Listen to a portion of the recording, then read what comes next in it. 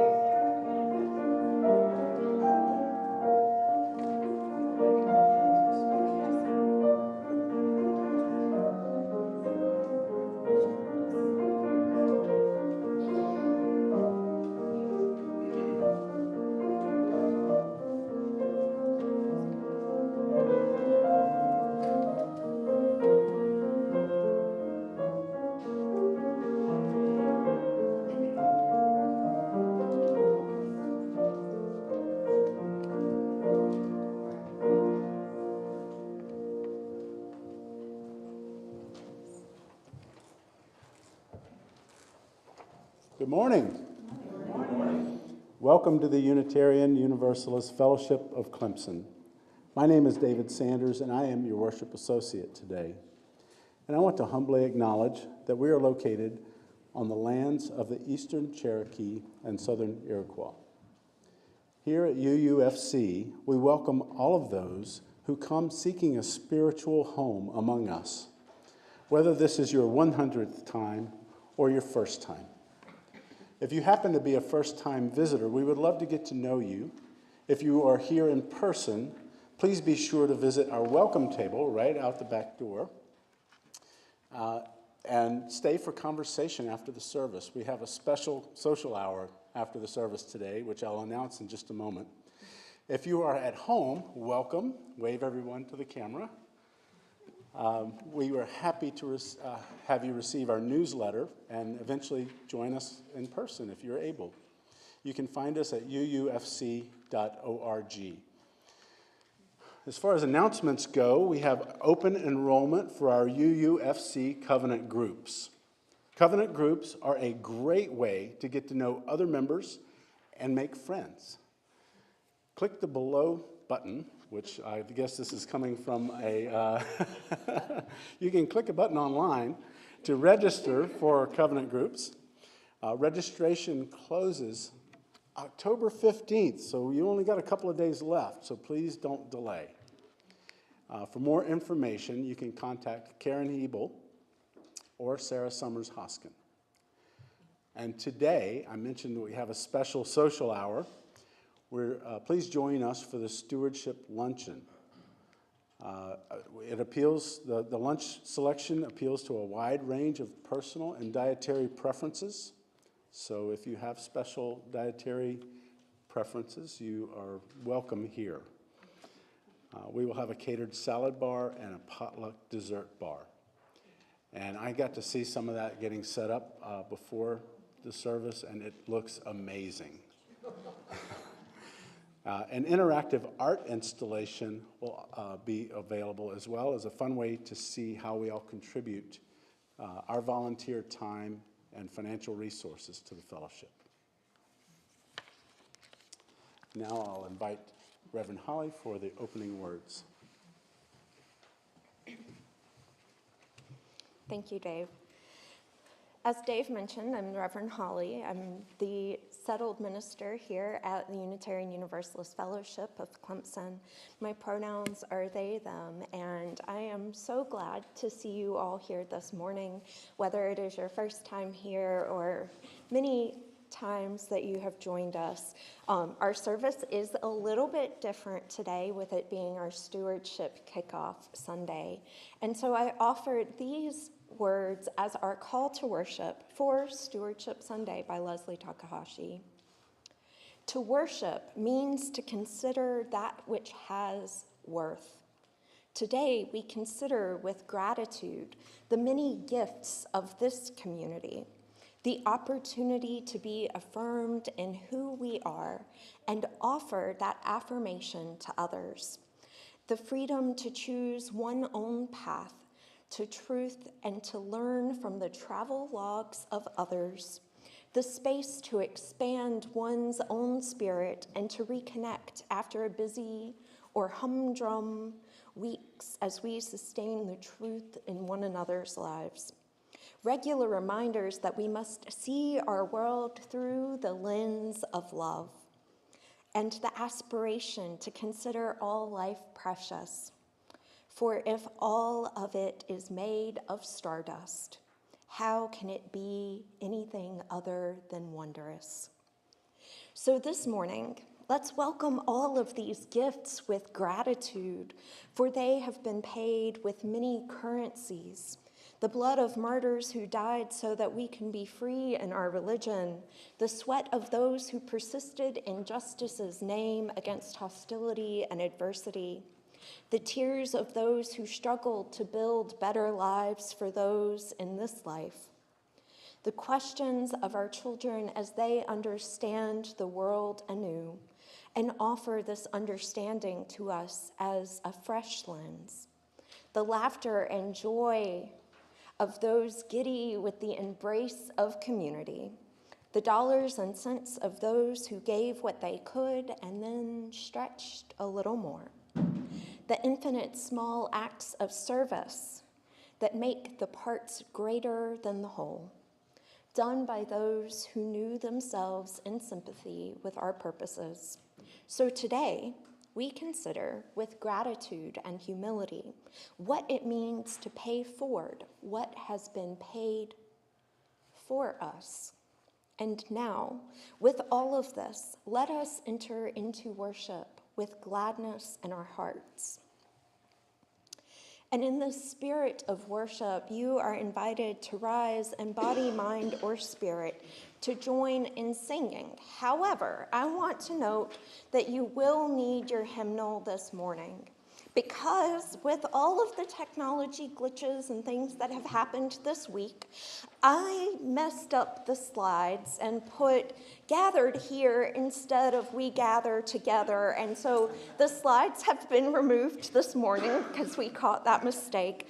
But you will need a gray hymnal to be able to see the lyrics to number 349, We Gather Together.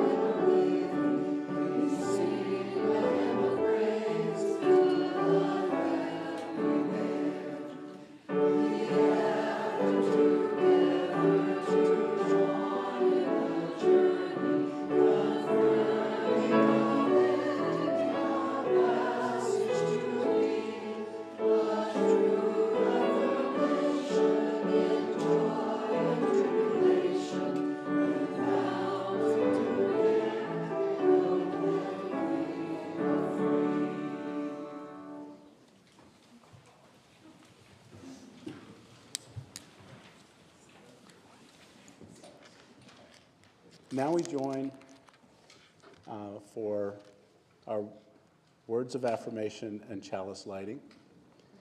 And Talia, would you please come and help light our chalice while we together say our words of affirmation.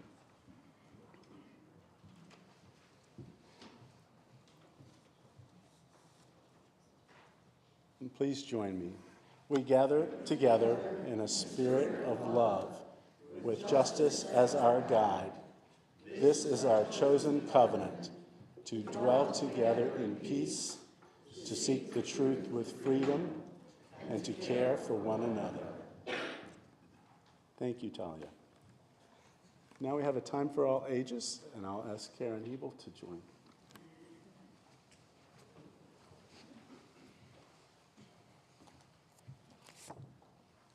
Our story this morning for this Stewardship Sunday is The Gift Inside the Box from Adam Grant and Allison Sweet Grant and illustrated by Diana Schoenborn. And it's a really nifty little book because it opens kind of like a box. So it's a fun book. So do we have slides for that this morning? Yes. Okay. So. Next slide. Okay, so no text here, but what's going on here? Interesting way of delivering a package, don't you think? Who's going to open me? Ooh, is that for me? I don't think I'd be in the right hands with you. Hey, look at that box over there. I'll bet that's the video game I've been wanting. Let's press pause on that. That looks like the package I've been waiting for, my new remote control car. I got a dash. Hey, look, it's mine. No, it's mine. It's for me. This seems like double trouble. Ruff, ruff. I've got no bones to pick with you. I wonder if this is my new puzzle. I don't think so. Peace out. Oh, I'll bet it's my drumsticks. Ouch, that's not my beat. Ah, my new telescope. I can't wait to open it. I do not see that happening. Gotta blast off. That looks just about the size of my new soccer ball. No way, time to bounce. My building blocks, my tutu, my hamster, my tennis racket, my comic book, my new pajamas. Mine, mine, mine, mine, mine, mine, mine. Looks like he's found a little piece of quiet. Nice. Ooh, I bet there's something wonderful in here. I've been looking for the perfect gift for someone special. I would love to give you to... Yes! Who would you give this box to?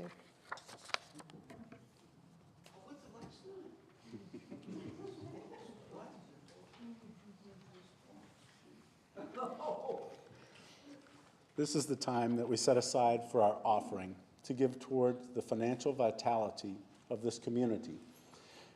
25% of the undesignated collection each week goes to an organization in the local community that we partner with. For the month of October, we're partnering with Ripple of One. Each week, we also collect non-perishable food for the Clemson Community Cares Food Bank. You may also give by going to the UUFC website and pressing the donate button. There you will see options for paying your pledge, donating towards the organizations we partner with, and other opportunities. Thank you for your generosity.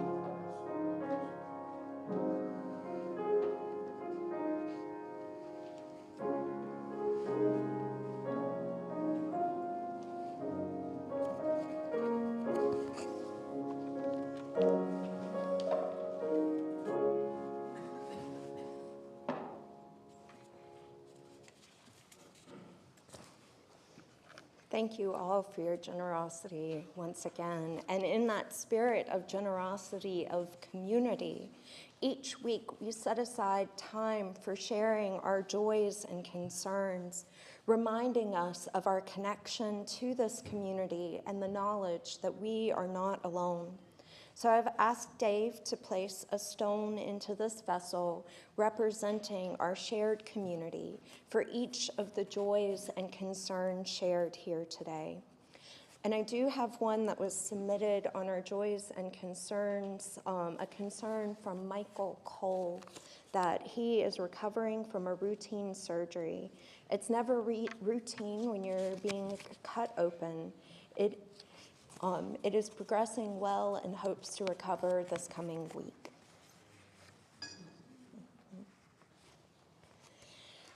And we have one from Sarah and John, that all the relatives and Florida friends survived the storm and have returned home, including 2 pit bulls and cat Snowball.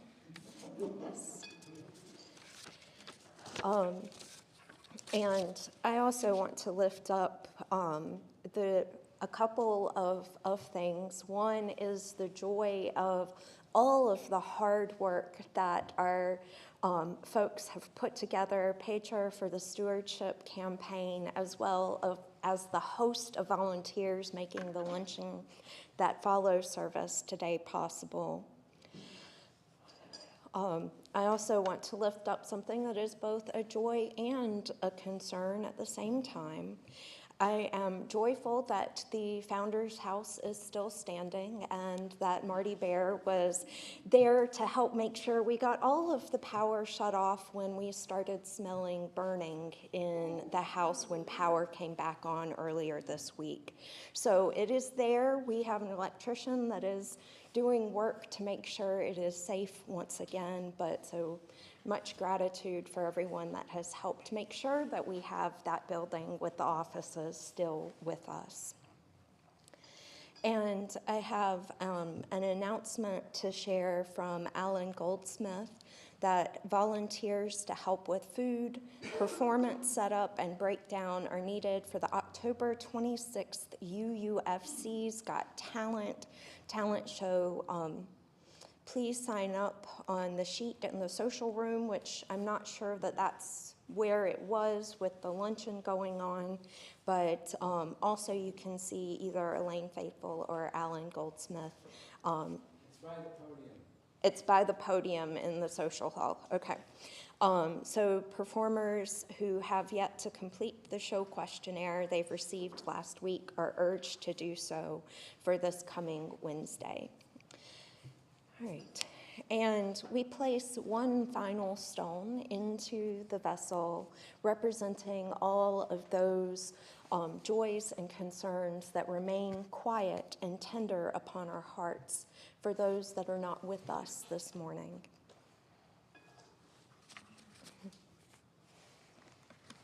Thank you, Dave. And this week, I selected a prayer to go directly after our joys and concerns and before the choir performing a different song than what I accidentally listed on the order of service. Again, things have been wonky this week, and that's my word for it, all is wonky. So, this prayer speaks to me in a way of the things that have gone on this week, but also seeing what people in Florida and Western North Carolina and Eastern Tennessee continue to go through. And so it is these words, and I invite you into a spirit of prayerful meditation as you hear them. Spirit of life and love, known by many names and yet not fully known by any. We give thanks for this time and this place of renewal. We give thanks for the ability to begin again after the disaster, after the tragedy, after the loss, after meeting the challenges set before us. Grant us the courage to continue on this journey, the courage to speak up for the well-being of others and ourselves and the planet. May we forgive each other when our courage falls short, and may we try again. Grant us hearts to love boldly, to embody our faith and our values in living words and deeds. May our hearts open to the embrace of humility, grace, and reconciliation. Grant us the ability to learn and grow, to let the spirit of love and truth work its transformation upon us and within us.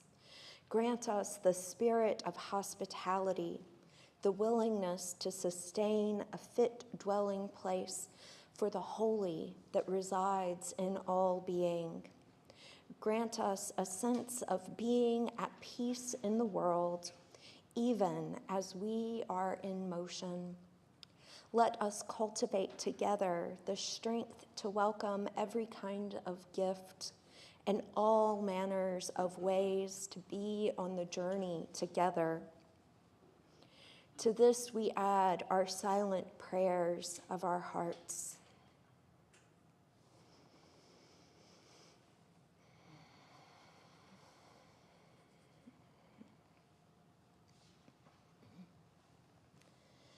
Blessed be, and may it be so.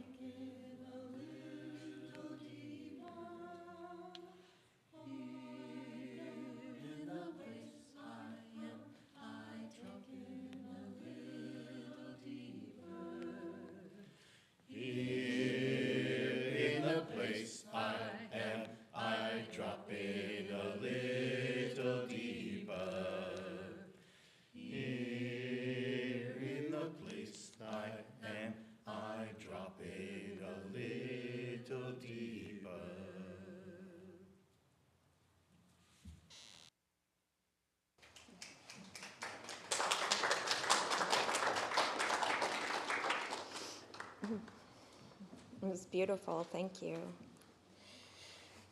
So we're doing things a little bit out of order. So we had that piece before we sing our children out to Ari. So we'll be singing Go Now in Peace, and those words should be up on our screens if you'll join in singing.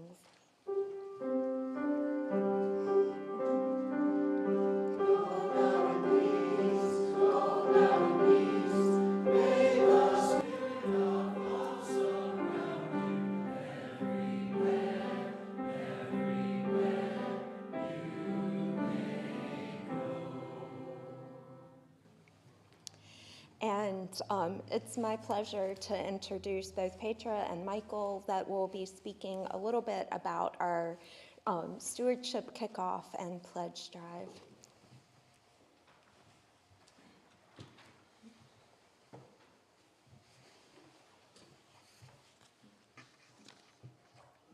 Good morning. My name is Petra Baer, and I am honored to be this year's stewardship chair. This year's theme is We Gather Together. I love the sense of community that these three words conjure up. They tell us that all things are possible. We gather together for Sunday service, for Sunday hospitality, at meetings to consider business items, and at events for our enjoyment. We gather together to celebrate life in bridging ceremonies and weddings. And when death shadows our doorstep, we gather together and share our sorrow. We gather together to discuss important topics and share of ourselves in covenant groups. We gather together to educate our young people as well as our adults. We gather together to see to the well-being of our buildings and our beloved grounds. And last but not least, we gather together to care for one another, to open our hearts and reach out with a helping hand. And now it is time to gather together our financial resources for the coming year. Many of you will have gotten the pledge drive postcard in the mail with a timeline that was subsequently tossed into the turbulent winds of Hurricane Helene. And so we pivot to a simple traditional pledge drive with information from the pulpit, a scrumptious luncheon, and your printed pledge packets ready for pickup. You'll find one new element waiting for you in the social hall, an interactive art installation that gives you an opportunity to write down your favorite ways to volunteer at UUFC and your hopes for the coming year. As pledges arrive at the office, yellow stars with members' and friends' names will be added to the We Gather Together display. At this time, I would like to draw your attention to the amazing list of volunteers in the order of service that's on the back, who are helping make this celebration event possible. My deepest gratitude to Elaine Faithful for organizing the luncheon, and Jim Null, who provided timely printing capabilities, and to my husband, Marty Bear, who I managed to forget to list, but who always pitches in. As it is every year, this pledge drive is important to the health of our community, to sustain it into the coming year. I am reminded that we enter this space as unique individuals, but that we choose to gather together to share this portion of our journey in community. Let's make sure we maintain the solid foundation we have all worked so hard to build. Let's gather together. Thank you.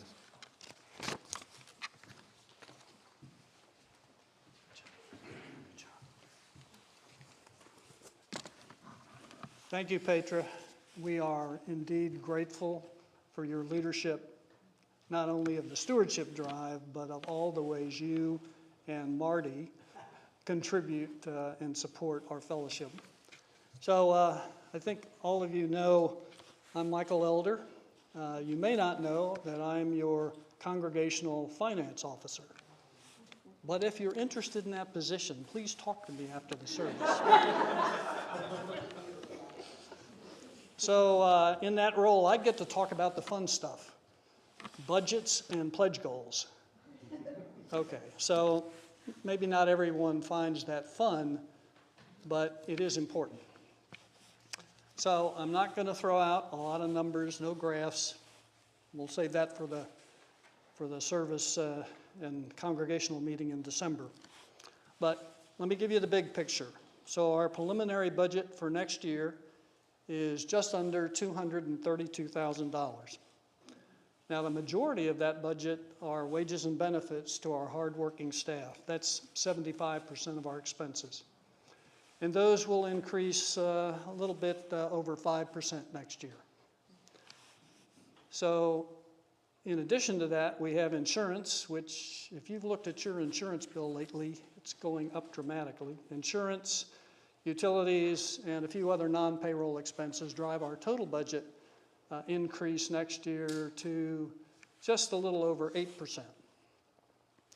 So in looking at that, the Finance Council established a pledge goal for this pledge drive of $192,600.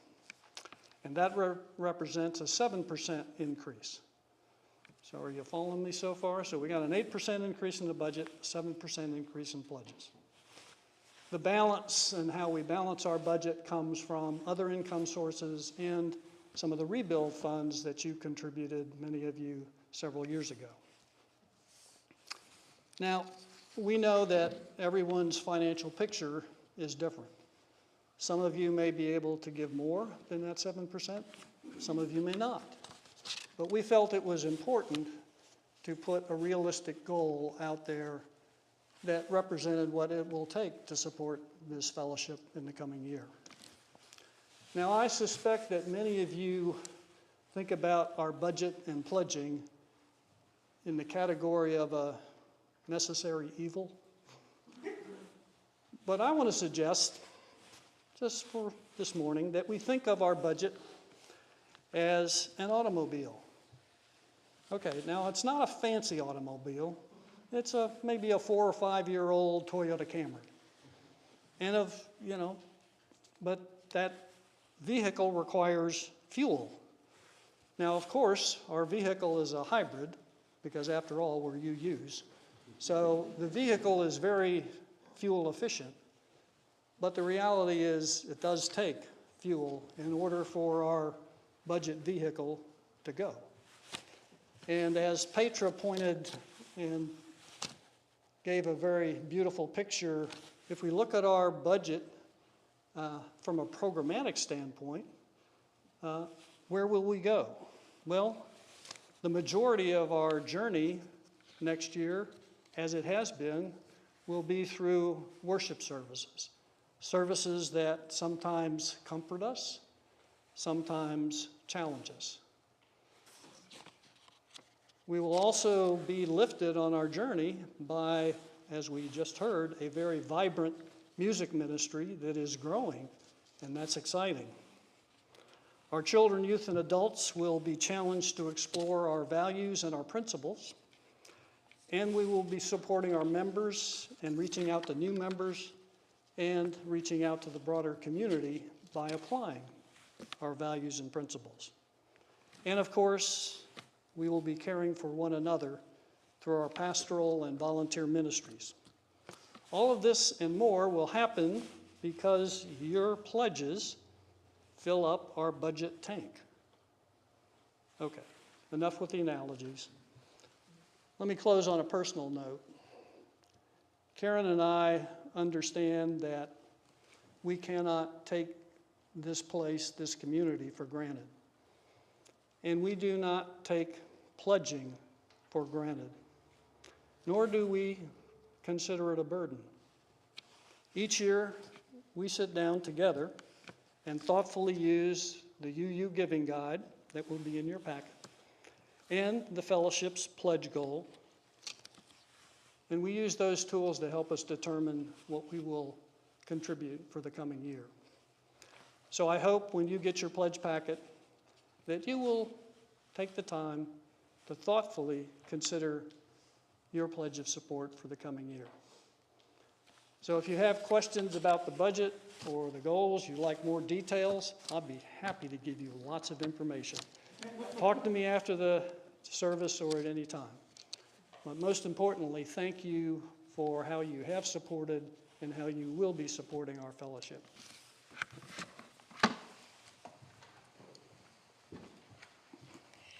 Thank you to Petra and to Michael for sharing that. And for this Sunday, we have a reflection hymn after what they have shared that I think speaks to the nature of giving in the congregational setting such as this. And that's number 402 from You I Receive. And there are slides that I did correctly for this one. And you're welcome to remain in your seats as we sing this twice through.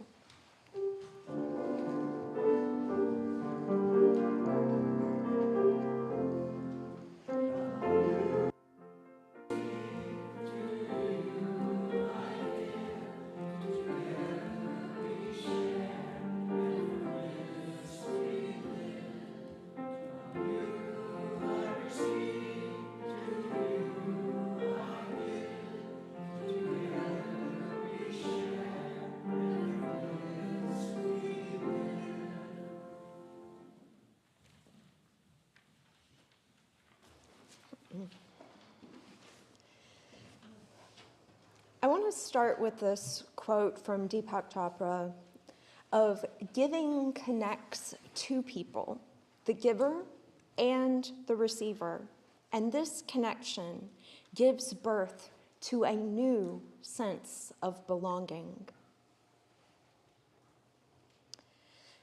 This quote, similarly to the song we just sang, connect us. From you I receive. Together we share, and from this we live. It is that giving and receiving that helps sustain this community. It is what represents the beauty of being tied together, not giving because we're saying you're going to hell. Who came from a tradition where that might have been a topic for why you give? A few, okay. So, as you use, we typically don't believe in the Christian idea of hell. And so there's no danger of us saying that that is where you will end up if you don't give. I promise. But it isn't just about what we give financially. As Petra mentioned, it is about our abilities to connect with each other, to giving care and support to the members of this congregation. And one of the many ways that we are able to do that is through financial contributions. But I don't want to talk all about money today, because that is an important part of why we're here today. But especially if you're new, I want to emphasize the beauty of community and the ways in which stewardship embodies that.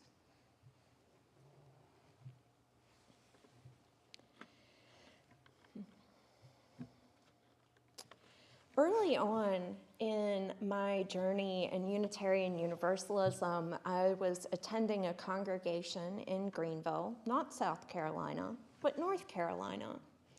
And I was asked by somebody, and I was kind of shocked by the question, was, well, what makes this different than a social club?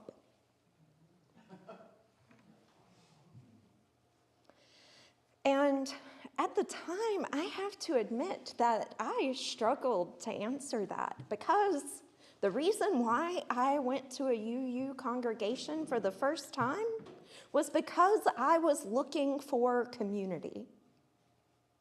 And then I found something deeper, something that kept me in the space.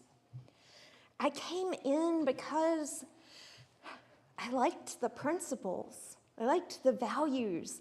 I loved that my questions were welcomed, invited into a space where I could find a sense of belonging as a queer person, as a earth-centered, pagan-leaning person that found my way to this faith because that was there and represented for me. And then I stayed because of the community, not because it was a social club, but because in the midst of a very turbulent time in my life, I had people reach out and offer me a place to stay if I needed it. Love and support, sent me cards like some of the folks here in this congregation do for one another. And while I am sure that there are some social clubs that do something along those lines of reaching out to members they know well, I think it is grounded in something deeper with our understanding of our principles and our values that call us to recognize the inherent worth and dignity, the worthiness of all of our people here and in the world around us, to recognize our interdependence, realizing that we are not in this alone. It's not just our interdependence to the natural world around us, but our interdependence to one another. That care and that community is an extension of that understanding of our principles.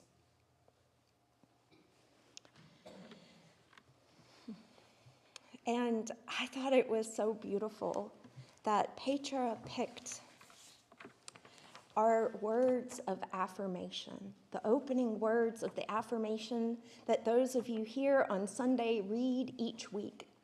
We gather together, not because we have to, not because there is some compulsory agent like you have to be this faith and you have to show up, although we hope you want to, because we choose to gather, to be with one another.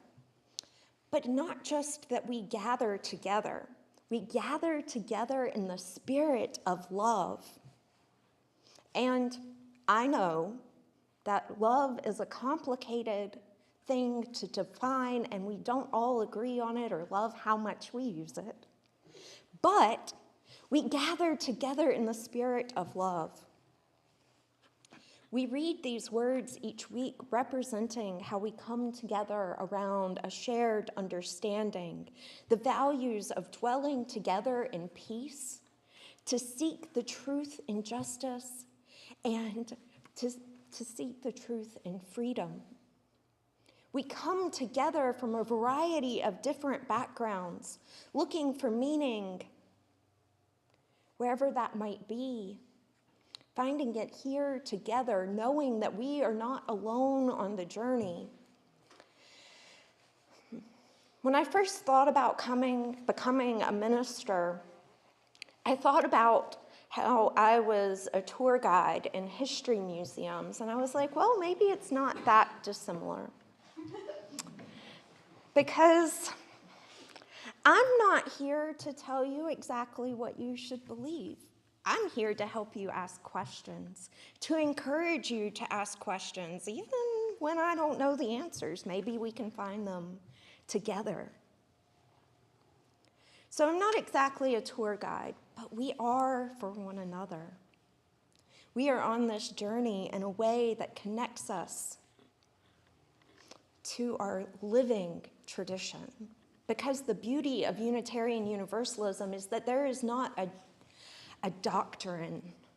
There is not a creed that we have to adhere to. It allows us to learn and grow, to seek the truth, not in a vacuum, but doing it together alongside one another, even if we don't believe the same thing as one another.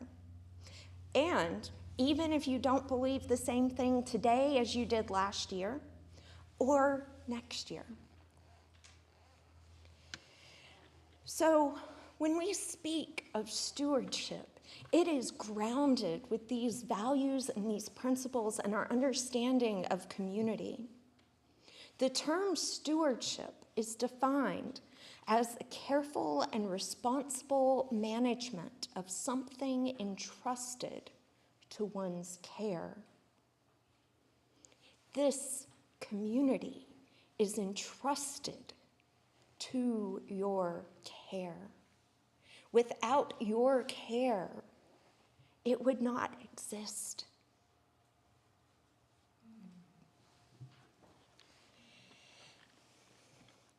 When stewardship in church, it's not just speaking about financial contributions, but those help make the ministries possible, as Michael enumerated in illustration with the car and the fuel that we need. And for the unexpected things like rewiring the founder's house. To have these facilities sometimes means we have to do with money things that are kind of boring, honestly. Like keep the lights on. Make sure we have temperature control in our spaces. Make sure we have that fuel as a hybrid, so we're living into our values. It is entrusted to your care. So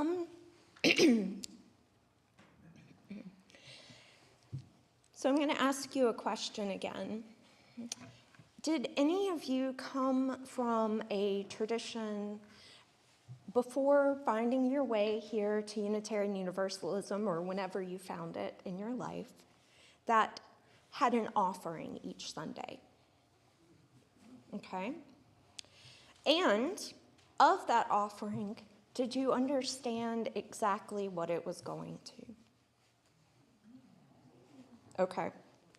Now, depending on your tradition, was there an expectation that you tithe 10% of your income? Okay.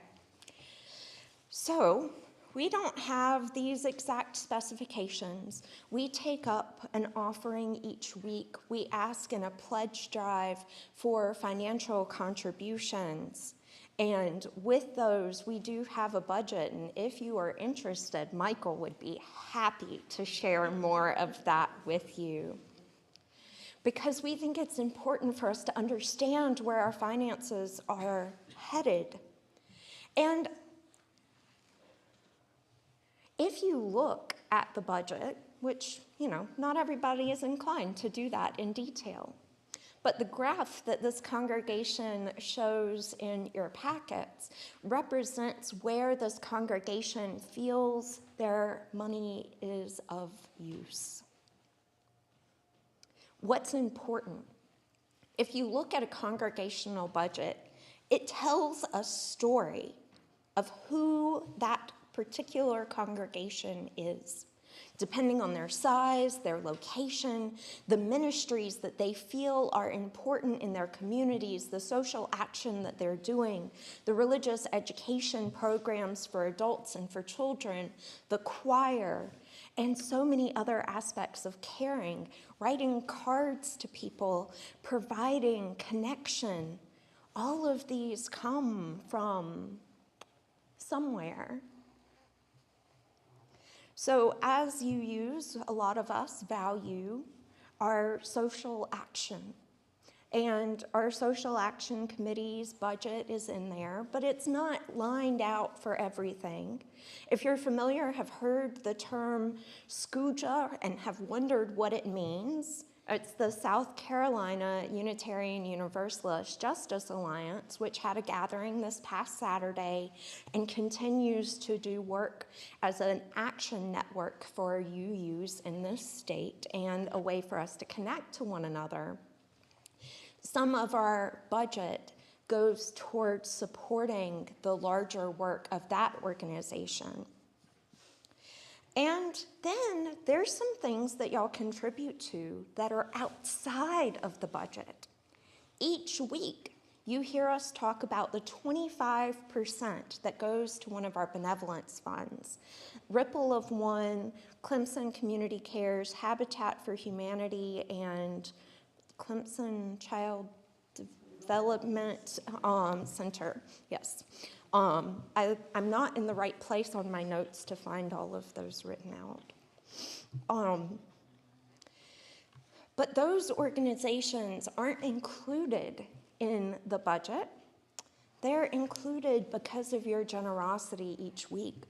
And something that was found in Unitarian Universalist spaces when Share the Plate started happening was that it was evident that congregations shared more generously when they were sharing the plate with others. Because we put our money where our mouth is. We say these are organizations that we support and that we find important for their work in the community. And it helps us feel as though we are living into our shared values. But as you may know, I was raised as a United Methodist minister's child, and I have a lot of framework from my early Christian upbringing.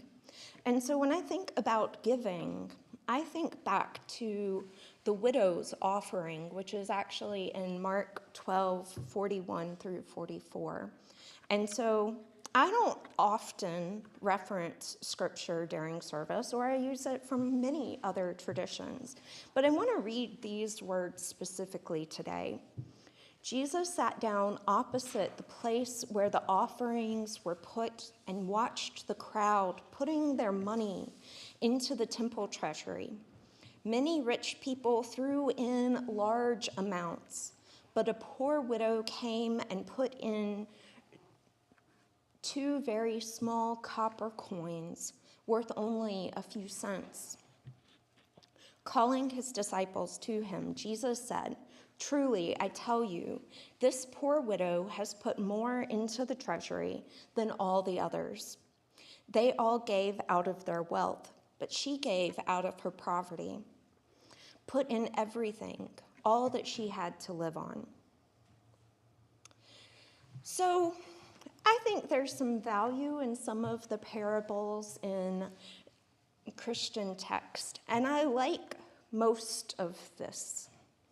But anybody guess what part I have an objection to? Okay. The last few words, that she gave all she had to live on. That I don't like, because I want you to still be able to care for yourselves, to care for one another in a way that does not leave you destitute. Because that doesn't help any of us. And one study that I saw many years ago, and I can't remember, and I'm going off the cuff on this, I don't have it written down, was that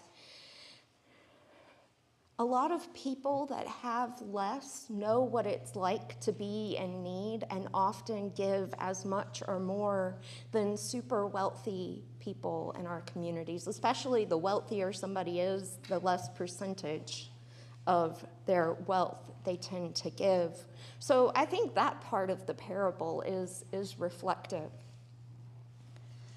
But there's a saying from Stewardship for Us from the UUA that says, we don't ask that you give until it hurts. We ask that you give until it feels good. And so with that in mind, we have to consider what makes us feel good.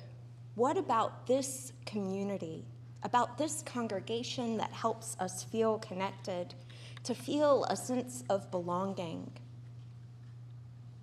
And now those answers probably vary quite considerably, depending on whether you primarily attend Sunday services, you're a part of the choir, you participate in or arrange circle dinners or other activities for the church, like the talent show or stewardship, or you're on the board, or you arrange weekly hospitality. There are so many different ways in which people engage, which the art installation will help depict not just what people give financially, but all of the ways that we give of our talents, whether it's in a talent show or otherwise, and all of the ways that we give of our time.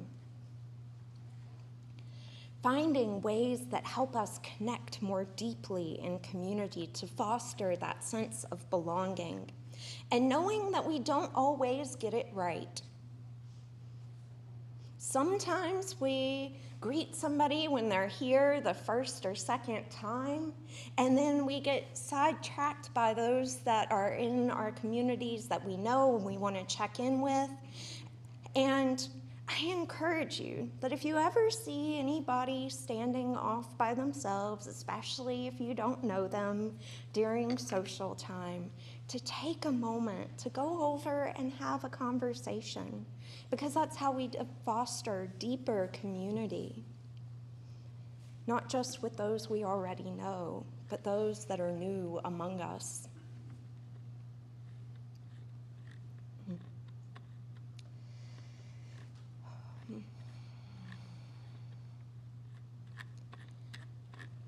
So I know I have a point that I wanted to make. So looking down at this in closing, it is through stewardship that we can see who a congregation is and what they hold dear. But more than that, it says who the congregation is becoming, who you're growing into, what you are striving for, whether it is to work towards more equitable pay and benefits for staff, or maintaining the grounds and the buildings, or the activities that you participate in. It is who this congregation hopes to be, not just today, but this upcoming year and the years to come. So how does this congregation help support the values that you hold dear? How does it help you put those into practice? May we be reminded of the affirmation words that we gather together in the spirit of love of this community today and in all of the days to come. May it be so. May we make it so, and blessed be. You are now invited to rise in body, mind, or spirit to join in our closing hymn, number 131, Love Will Guide Us. And you can look at your hymnal or at the slides on the screen.